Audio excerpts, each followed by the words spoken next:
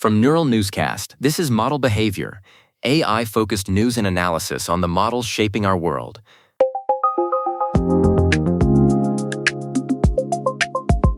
I'm Nina Park. Welcome to Model Behavior. Today is March 31st, 2026.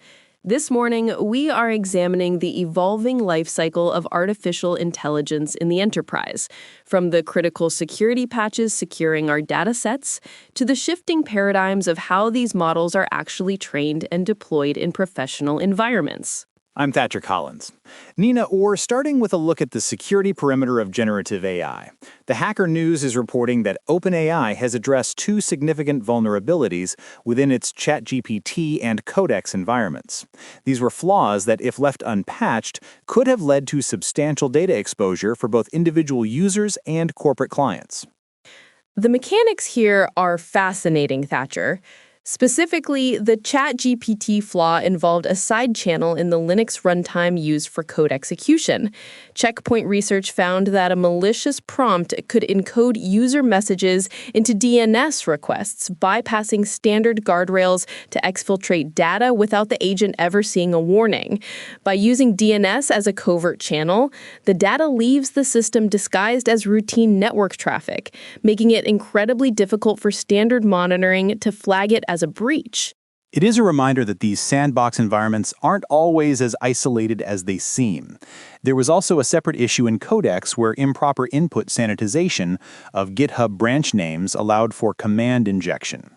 This could have let an attacker steal agent access tokens, granting read and write access to a victim's entire codebase.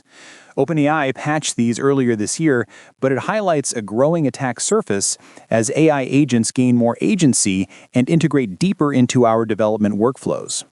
Moving from the security of the environment to the future of the models themselves, a new report published today in MIT Technology Review argues that we've reached a critical plateau in general-purpose LLM scaling.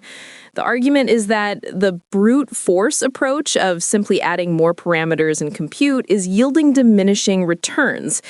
Instead, the next frontier is the surgical customization of model weights with proprietary logic. Nina, I want to push on that. We often hear about diminishing returns in scaling, but I wonder if this is actually a technical limit or just a cost-benefit shift for companies, and more about knowing one specific industry perfectly.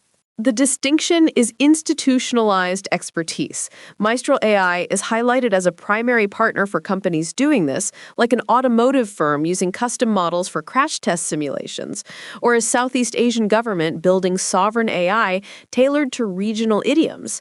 The goal is to move AI from an ad hoc experiment to foundational infrastructure. That infrastructure shift is key, Nina. It means treating a model as a living asset that requires automated drift detection and constant retraining. If a company doesn't own the weights or the training pipeline, they effectively lose control over data residency and architectural updates. In a world where generic intelligence is becoming a commodity, this contextual intelligence is the only real moat. Thank you for listening to Model Behavior, mb.neuralnewscast.com. Neural Newscast is AI-assisted, human-reviewed. View our AI transparency policy at neuralnewscast.com. This has been Model Behavior on Neural Newscast, examining the systems behind the story.